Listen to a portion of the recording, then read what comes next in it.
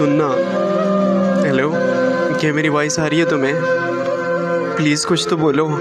इतने अरसे बाद कॉन्टेक्ट कर रहे हो और तुम बिल्कुल म्यूट लगा के बैठी हो। यार प्लीज़ कुछ बोलो ना। सच में कि आवाज़ सुनने के लिए तरस रहा हूँ। जानती हो कि तुम्हारे चले जाने के बाद ना ज़िंदगी बहुत डिप्रेशन में गुजरी है। मुझे कभी कभार ये फील हो रहा था कि हनी सीरियसली कि कभी कभार मुझे ये फील होता था कि ये मैं नहीं हूँ, कि मैं बल्कि ज़िंदा एक लाश है। तुम्हारे चले जाने के बाद ना टाइम से सोना, अंदर से भूख होती थी लेकिन गले से खाना नहीं उतरता था, प्यास लगती थी लेकिन पानी पीने को मन नहीं करता था, नींद आती थी लेकिन सोने को मन नहीं करता था। तुम्हारे चले जाने के बाद मैं खुद को क्या अपनी फैमिलीज़ को भी भूल गया। उन बीते हुए लम्हों को याद करके अभी तक एक ज़िंदगी जो है ना जन्नम बन गई है। डेली तुम्हारी वीडियोस देखना, तुम्हारे मैसेजेस देखना और तुम्हारे वॉइस सुन के कुछ दिल को सुकून मिलता था और रात गुजर जाती थी। फिर सारा दिन ऐसे फील होता था कि जैसे कि मेरा कोई दुनिया में है ही नहीं है। मैं सिर्फ तुमसे ये जानना चाहता हूँ कि क्या इन्हें क्या कि तुम्हारे पास दिल नहीं है? अगर दिल है तो क्या तुम्हें मरने का खौफ नहीं है? क्या तुम्हें डर नहीं लगता कि तुमने मरना है?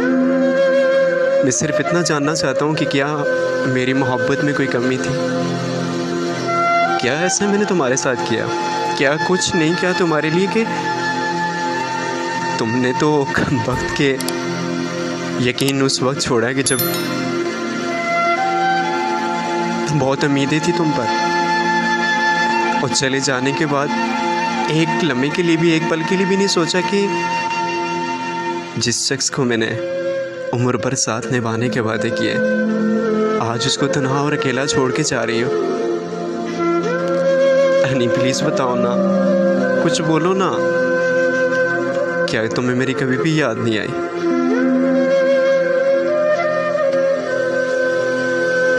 जानती हो कि कभी कभार मुझे ये फील होता था कि नहीं यार, दुनिया में शायद कि मैं सबसे मजबूत इंसान हूँ। मैं लोगों के जब बाजुओं पे कट्स लगे हुए देखता था, लोगों को रोता हुआ देखता था, मैं कहता था नहीं यार ये साइको है, ये पागल है। लेकिन जब अपने पे बीती है ना, अब एहसास हुआ, अब रियलाइज़ हो रहा है कि नहीं यार, दुनिया में सच में सबसे ख़तरनाक नशा मोहब्बत क्या है। अगर कोई शख्स बिछड़ जाए ना, दो में से कोई एक चला जाए तो सच में ज़िंदगी जो है जन्नम बन जाती है। कुछ समझ नहीं लगता कि क्या सही है और क्या गलत है। बहुत कोशिश की तुम्हें बुलाने की, बहुत बार ट्राई की। जितना तुमसे दूर जाने की कोशिश करता था, तुम्हारी वीडियोस, तुम्हारी पिक्चर और तुम्हारे वॉइस कहते थे नहीं, हैनी से एक लम्हे के लिए भी दूर नहीं जाना। लेकिन तुमने एक पल के लिए भी नहीं सोचा, एक पल के लिए भी नहीं सोचा कि जिस शख्स को मैंने वादा किया था, प्रॉमिस किया था कि मैं कभी भी तुम्हारा साथ नहीं छोड़ूंगी, और अनजानों से तन्हा और अकेला छोड़ के चली गई। कभी सोचा कि यार जिससे मैंने वादा किया वो भूखा प्यासा होगा, उसको भूख लगती होगी, उसको पानी पीने की तलब होगी, उसका मन कर रहा होगा कि मैं भी नींद कर लूं। लेकिन नहीं यार, तुमने तो मुझे छोड़ने के बाद मुझे यूँ लग रहा था कि मैंने 302 के केस में जेल में चला गया। अब सारी ज़िंदगी बस इस जेल की कैद में रहना है। बस ज़्यादा कुछ नहीं कहना चाहूँगा, इतना ही कहना चाहूँगा कि कसूर तुम्हारा नहीं है, सच में कि कसूर तुम्हारा नहीं है, कसूर तो मेरे दिल का है कि जो मेरे सीने पे रह के भी मेरा ना हो सका। मैं बद्दुआ नहीं दूंगा, इतना ही कहना चाहूँगा कि जहाँ भी रहो ना तो हमेशा खुश रहो, क्योंकि सच में है कि मैं तुम्हारे लायक नहीं था। लेकिन एक बात याद रखना, वेट एंड वॉच, वक्त आने पे तुम्हें कदर ज़रूर होगी। बस जाते जाते इतना ही कहना चाहूँगा कि नहीं, जिसको हमने चाहा उसने चाहा किसी और को, कि जिसको हमने चाहा उसने चाहा किसी और को। खुदा करे, ये नहीं कि खुदा करे कि जिसको वो चाहे तो वो भी चाहे किसी और को।